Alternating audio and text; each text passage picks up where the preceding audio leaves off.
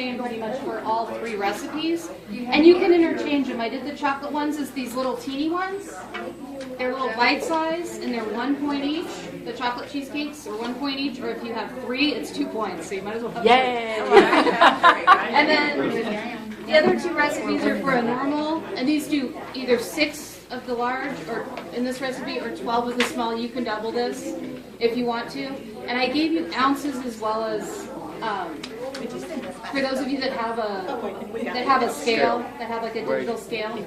It's in ounces, and I find that's a lot easier when you're doing liquid ingredients to measure by the ounce, because then you don't have to get all those cups dirty, all those measuring cups. You just pop it right in there. And I did a lot of, I was joking that I might be up on the scale. I wasn't, luckily, but I did a lot of market research. And I really found that a combination of fat-free cream cheese and Greek cream cheese, which is available everywhere but Harris Teeter now. It's the only store that doesn't have it yet. Bilo has it. Walmart, Aldi. It's Greek yogurt cream cheese. It's cream cheese that's made out of Greek yogurt. It's about half the fat of the Neufchâtel, and it tastes better.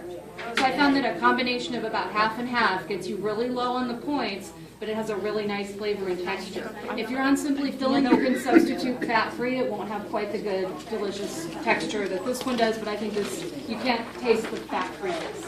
I also have sugar substitute. I use Splenda. You can use any sugar substitute that you are comfortable with, and if you want to use sugar, just up the points on it. You just have to put that into your tracker if you like to use natural sugar, agave syrup, or whatever you like to use. Lorraine and I were just talking, I don't have a problem with Splenda. I don't drink diet soda, but I do eat Splenda. Allie. And then you can get these at the supermarket or, craft stores. These are the little papers that you put in the muffin tin, and they come in the smaller or the larger size. And this makes it really nice because you just peel it off and then it's really easy cleanup. And I find these recipes are really great for portion control. You really aren't going to overeat these. You're not going to eat all 6 of these cheesecakes. You're going to eat one, and you're going to think, maybe I'll have another one, and you'll probably be full after one big one, or 3 little ones. They're really pretty rich for, what we're used to, So I think that they're pretty rich. Another thing that I just wanted to bring, and basically these recipes are self-explanatory. I have you use an electric mixer. You can use a hand mixer. You can use a stand mixer. You can even use a mini food processor if you want to, or a big food processor. Whatever you have will work. I wouldn't recommend a blender. There's a lot of scraping. But most of us have at least a little hand mixer, just to get the cream cheese really whipped up. It's really probably 10 minutes prep tops on these recipes. And most recipes you'll see they call for the graham cracker or cookie crumbs. You can interchange whatever cookie crumbs you have. I buy a bag of cookies and then I immediately put them in my food processor and chop them up so I don't eat the cookies. And I put them in a mason jar with a lid on it, because you're not going to really eat spoonfuls of cookie crumbs, I don't think. I haven't been tempted yet. But then you can just have them on hand. I love ginger snaps. If I do not crunch up those ginger snaps, I'm eating that bag of ginger snaps. Yes. Really good. Greek cream cheese is available at Walmart, Bilo, Aldi. I think Food Lion has it now. The only place I haven't seen it is Harris Teeter, and I've been looking because it's really good. It's cheapest at Aldi. But it's a really new product. But they're I've been looking on the tracker on the e-tools, and more brands are showing up. There's also a Greek sour cream now. It's at Publix also. It's at Publix too. Oh, Publix has it. Oh, good. Okay. Awesome. Yeah, I haven't been to the Publix up here yet, so that's good news. I got my hair on. And then I have, as everybody knows, I have shot glasses. I'm sure you all guessed that. Bring something to go in it. What you do is you sprinkle the cookie crumbs in. You don't need to mix them with butter. I don't have you do that. Don't need to do it. You just tap them down with a glass that's the right size. If you can just use whatever glass would fit in there, or you can just tap it around like that, a little jar or whatever you have. You just tap them in there gently, just to tamp it down a little bit. Then once you put the cheese filling on top, it'll just stick to it naturally when you bake it. So you don't have to add that extra butter, those extra points of butter. So anyway, these are interchangeable. You can use, I just did the crumbs that I thought would go well with each of the flavors, but you can use whatever, cookie crumbs, graham cracker crumbs, low-fat graham cracker crumbs, whatever you want to use. It really doesn't affect the points because it's such a small amount. And then I just wanted to bring in my last little tip. These are something that are in every restaurant, portion scoops. These are really good for portion control. I even use these for like when I'm making a salad at home.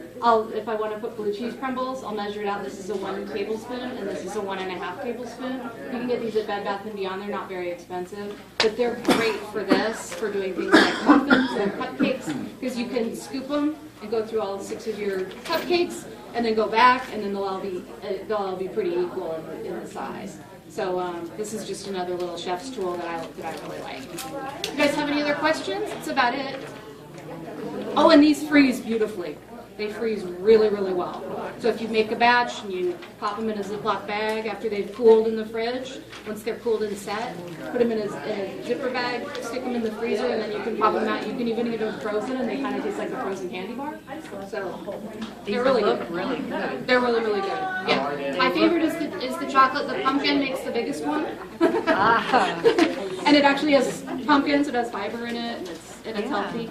And it only calls for a half cup of pumpkin. Just put the rest in a container and put it in the freezer. Pumpkin will freeze just fine.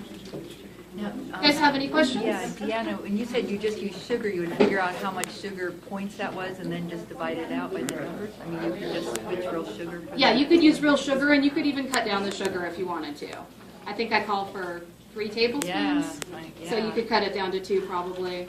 The pumpkin one, you probably want to use the full amount of sweetener. I don't like things super sweet, so I put a little extra because most people like things sweeter than my palate. But you could reduce the sugar if you wanted to.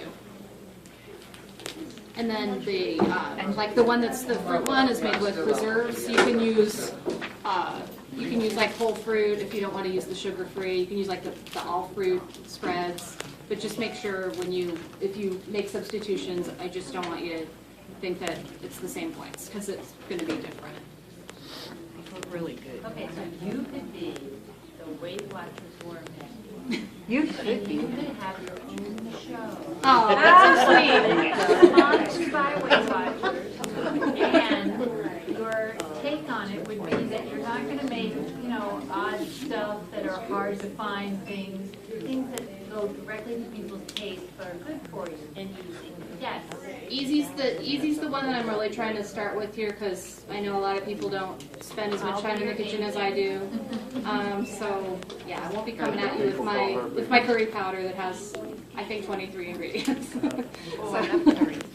Thank you. This Anything looks else? really good. Any other? Yeah, did you cut the Greek, I'm sorry, you probably said No, this, that's but okay. you cut the Greek cream cheese with the fat-free so that it could bring the points down, but it doesn't change the consistency too much? Is that? It really doesn't affect the consistency. It has a really nice creamy texture. Okay. Well, it looks really good. They're good. Oh, these look so Trust me, good. I've had them all. So what happens when you try it all Greek?